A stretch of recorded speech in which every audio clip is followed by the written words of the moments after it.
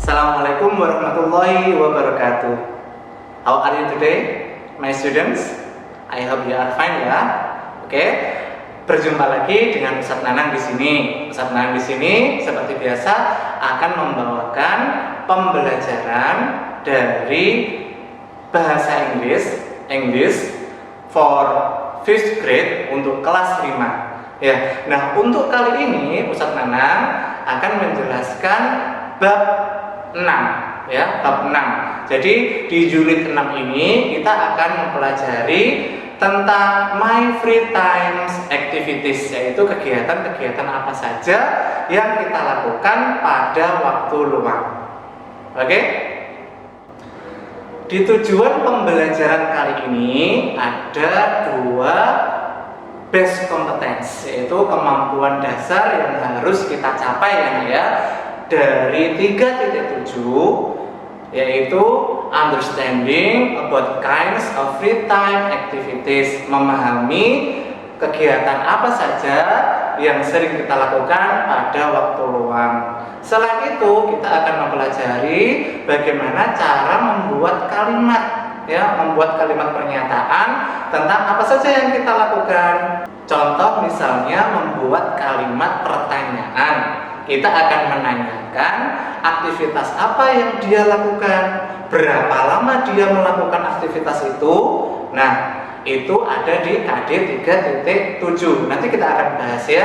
Nah, selanjutnya KD 3.4 sama bedanya di kemampuan KD 4.7 ini kalian Ustaz minta untuk mendengarkan percakapan mengenai pertanyaan-pertanyaan tadi, mengenai pertanyaan yang menanyakan kegiatan apa yang dilakukan, seberapa lama kegiatan itu dilakukan, dan yang terakhir yaitu kita akan membaca naratif teks. Jadi untuk di tugasnya nanti Ustadz akan memberikan sebuah naratif teks tapi dalam bentuk komik. Enjoy your lesson. Learning point kali ini ada 4 ya, ada 4 materi yang harus kalian kuasai. Yang pertama yaitu kinds of free time activities, macam-macam kegiatan yang kita lakukan atau sering kita lakukan di waktu luang. Dan yang kedua adalah talking about regular activities, membicarakan tentang aktivitas-aktivitas pada umumnya. Jadi di sini kita akan membuat semacam dialog tapi pendek ya, dialog sederhana, menanyakan apa kegiatannya dan seberapa lama kegiatan itu berlangsung. Oke. Nah, untuk pembelajaran kali ini pertanyaan yang paling mendasar adalah what do you like to do in your free time? Apa yang kalian suka lakukan di waktu luangmu? What do you like to do? Atau what do you do? Nah, itu dia ya. Jadi pertanyaannya simple seperti itu. Oke, disimak slide berikutnya. Oke, yang pertama yang harus kita lakukan yaitu berdoa bersama-sama. Let's pray together. Raditu billahi robba wa bil islami dina wa bi muhammadin nabiyya wa rasula. Rabbi zidni ilma warzuqni fahma. Ya Allah, tambahkanlah kami ilmu dan mudahkanlah kami untuk memahami, serta berikanlah kami ilmu yang bermanfaat. Amin. Oke, sekarang kita masuk materi yang pertama, yaitu macam-macam free time activities. Let's memorize, listen and say for the following list ya. Check it out. A. Listen and say. Number 1. Play basketball. Number 2. Go cycling. Number 3. Watch quiz shows. Number 4. Go to the playground. Number 5. Surf the net. Number 6. Go to the drama club. Number 7. Work on the garden. Number 8. Go for a walk. B. Listen and say. Number 1.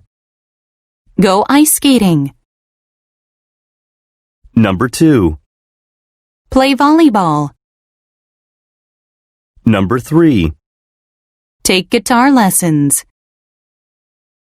Number 4. See friends. Number 5. Chat online. Number 6. Go to a comic store. Number 7. Go diving. Number 8. Do martial arts. Nah, gimana anak-anak untuk 16 kosakata yang sudah kalian dengarkan tadi? Kalian bisa berlatih ya, berlatih mendengarkan sekaligus mengucapkan pronunciation yang baiknya itu gimana. Jadi selain kalian dengarkan tadi, kalian juga mengucapkan, berlatih mengucapkan dan juga memahami artinya. Oke, sekarang kita tiba di materi yang kedua. Materi yang kedua ini kita akan membahas tentang talkly about daily activities atau routine activities, aktivitas rutin atau aktivitas keseharian. Nah, di sini Ustadz akan menjelaskan terlebih dahulu tentang salah satu pola kalimat. Insya Allah sudah kalian pahami ya, di kelas 3 sudah, kelas 4 juga sudah. Nah, kali ini kita akan sedikit membahas lagi tentang pola kalimat simple present tense, yaitu pola kalimat yang digunakan untuk mengungkapkan kegiatan-kegiatan keseharian atau kegiatan rutin dan yang juga bisa digunakan atau bisa menggunakan simple present ini, yaitu kita untuk menerangkan apa itu kejadian-kejadian yang sudah umum, ya, kejadian-kejadian yang umum atau disebut juga general truth. Jadi untuk kali ini silakan disimak ya, slide di samping itu ada 3 pola, yaitu pola afirmatif, negatif, and interrogatif. Afirmatif itu pola positif ya, jadi di sini kita menerangkan, misalkan kalau polanya itu subjek plus verb. Nah, verb di sini itu tergantung subjeknya. Kalian sudah tahu kan subjeknya itu ada 7 subjek. I, you, they, we, he, she, it. Nah, di kelas 3, 4 dulu Ustaz sudah sering menekankan kalau subjeknya I, you, they, we, atau yang sering kita plesetkan ayu, dewi, ya. Jadi itu verbnya tidak perlu tambahan s. Tapi untuk yang subjek he, she, it itu verbnya, kata kerjanya ditambah s atau es. Nah, untuk penambahan kata kerja s atau es itu kita sudah pilah ya. Jadi untuk yang es itu kita lihat dulu huruf di belakang kosakata. Misalkan di belakang kosakata itu ada ss, x, ya, terus lagi sh, ch. Contoh misalkan watch. Kalau subjeknya I, berarti aku menonton televisi. I watch television. Tapi kalau subjeknya dia laki-laki, maka memakai he watches television. Paham ya, Nak ya? Jadi di sini selain kita memahami konsep simple present tense, kita juga harus pandai mengenali subjeknya. Subjek apa itu, termasuk subjek singular atau plural subjek. Nah, untuk contoh-contoh penggunaannya kita simak tabel berikut ya. Oke, sekarang kita lihat tayangan slide di sampingnya Ustadz ini ya. Jadi di situ ada 3 pola kalimat. Pola kalimatnya sih tetap sama, yaitu simple present tense, tapi ada jenis kalimatnya sendiri. Apakah itu kalimat afirmatif atau kalimat negatif ataupun kalimat interrogatif. Nah, tadi sudah saya jelaskan ya yang positif, afirmatif. Sekarang yang negatif. Di negatif itu ada sebuah contoh run ya, kata kerjanya yaitu lari. Di tabel dituliskan aku tidak berlari kencang. Jadi kalimatnya gini, I don't run fast. Aku tidak berlari kencang. Bagaimana untuk subjek yang lainnya? Kita lihat. Atau subjek, kalau subjeknya she, misalkan dia perempuan, she doesn't run fast. Run ini di sini tidak diberi imbuhan s atau es. Karena apa? Karena sudah ada does-nya, ya. Doesn't artinya tidak. Nah, kalau yang don't itu untuk subjek I, you, they, we. I don't run fast. You don't run fast. They don't run fast. Atau they don't run fast. Bisa dipahami ya, anak-anak ya? Lah, untuk yang berikutnya yaitu jenis interrogatif, yaitu kalimat pertanyaan memakai do dan does sebagai awal kalimat atau kata tanyanya. Misalkan, apakah kamu berlari kencang? Do you run fast? Apakah dia berlari kencang? Does he run fast? Nah, paham ya anak ya? Pasti paham kan? Oke. Gimana? Mudah kan memahami pola kalimat simple present tense? Ya, jadi pola itu untuk menerangkan kegiatan rutin sehari-hari atau kegiatan mingguan atau bulanan, ya namanya aja kegiatan rutin. Dan selain itu kalian juga bisa menerangkan kebenaran-kebenaran umum, general truth, ya. Contoh misalkan matahari terbit dari timur. The sun, karena sun itu benda masuk subjektif, the sun rises from east. Ya, seperti itu ya. Oke, kita sekarang masuk ke materi ketiga. Di sini kita akan membahas atau membicarakan bagaimana cara menanyakan kegiatan kepada orang lain. Simple ya. Jadi di sini kalimatnya menggunakan would do plus simple present. Contoh di gambar ya, ada satu anak ini cewek yang lagi bermain ice skating. Jadi kita bertanya bisa seperti ini. What does she do every Sunday? Apa yang dia lakukan setiap hari Minggu? Kita menjawabnya, she goes ice skating. Kenapa pakai goes? Karena subjeknya she. Ya, karena verbnya itu verb dasarnya itu go, karena ketambahan atau awalannya itu subjeknya she, maka kata kerjanya berubah menjadi goes. She goes ice skating. Yang kedua, di situ ada kamu ya, ada gambarmu itu yang lagi membaca Al-Quran dengan ayahmu. Jadi Ustaz tanyanya gini, what do you do every Friday? Apa yang kamu lakukan setiap hari Jumat? I read Al-Quran with my father. Aku membaca, ya. Jadi di situ tidak perlu tambahan s atau es, karena subjeknya I. Nah, yang ketiga yaitu gambar anak-anak yang lagi main sepak bola di lapangan. Kita bisa menanyakan, what do they do every Thursday? Apa yang mereka lakukan setiap hari Kamis?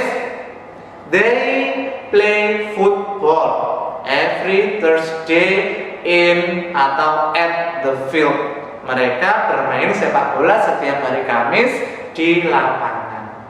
Paham ya anak-anak ya? Oke, sekarang kita tiba di materi terakhir ya anak ya. Kali ini Ustaz akan membahas bagaimana cara menanyakan suatu kegiatan itu kapan berakhirnya, ya. To ask about activities last, ya. Kapan aktivitas itu berakhir. Caranya bagaimana? Kita bisa menuliskan how long plus for. Oke, silakan lihat gambar di samping ya nak ya. Di gambar tersebut, gambar yang pertama itu kalian ikut bergabung atau ikut join di kelas drama. Nah, di situ ada keterangan waktunya mulai dari jam 3 sampai jam 7. Jam 5 sampai jam 7 ya. Di situ gambarnya. Jadi kita bisa menanyakan seperti ini. How long do you go to the drama club for? Nah, berapa lama kamu mengikuti kelas drama itu? Ya.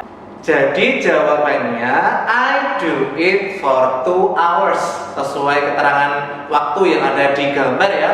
Di keterangan gambar jam 5 sampai jam 7 berarti kan 2 jam. I do it for 2 hours. Untuk gambar yang kedua, di situ ada kamu dan keluargamu ya. Kita sebut saja mereka sedang atau lagi melihat tayangan kuis di televisi, yaitu waktunya sekitar 30 menit karena di keterangan waktunya jam 3.30 sampai jam 4. Bagaimana kita menanyakannya? Kita menambahkan how long plus for, yaitu how long do they watch quiz shows for? Berapa lama sih mereka melihat tayangan kuis itu? Nah, karena keterangannya 30 menit, jadi they do it for 30 minutes. Paham ya? Oke, alhamdulillah ya. Jadi 4 materi di pembelajaran kali ini sudah Ustadz jelaskan, mulai dari free time activities, the kinds of free time activities, itu macam-macam aktivitas dalam keseharian, at the free time ya, dalam waktu luang. Terus talk about weekly routine, membicarakan tentang aktivitas-aktivitas rutin mingguan atau harian. Yang ketiga yaitu menanyakan kegiatan apa yang dilakukan, word do plus simple present.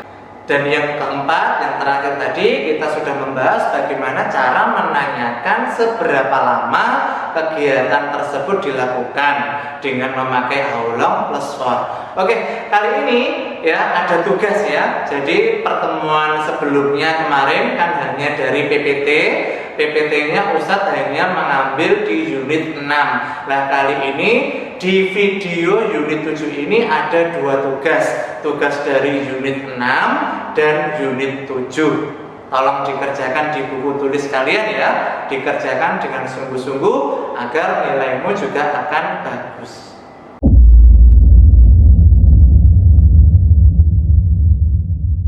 A. Listen and read. The life of a European student. Eduardo is from Madrid. He lives there with his family. Madrid is the capital of Spain. It's between the north and south of the country. Eduardo takes the subway to school. The station is near his house. He goes to a bilingual school where he learns Spanish and English. He gets a lot of homework every day. He has to work hard. His classes use a lot of technology. He uses computers every day. The students all love them. Eduardo's school is opposite a park. It's on the corner, and it's very big and beautiful. There is a big town square between his house and the market. He plays soccer there on the weekends. Soccer is his favorite sport. There is also a bakery, but it's far from the road he lives on. He likes to visit the bakery after school with his brother. A. Listen and repeat. Let's ask that boy some questions, Eric. I don't want to ask questions. I can write people's answers. Do you go cycling every day? Yes, I really like cycling, but there are too many people here. I'm going to the park. How long do you go cycling for? I go for 1 hour, sometimes more. I'm bored. Can I ask the questions now? Where are all the people? Now I can't ask any questions. Oke, now we go on to the last meeting ya. Untuk kali ini sudah kita akan akhiri ya pembelajaran kali ini oleh Ustadz Nanan. Jadi Insya Allah semoga penjelasannya Ustaz Anak tadi bermanfaat untuk kalian dan kalian akan mudah paham. Jadi untuk itu mari ucapkan Alhamdulillahirabbil alamin. Semoga bermanfaat ya teman-teman. Thank you. Wassalamualaikum warahmatullahi wabarakatuh.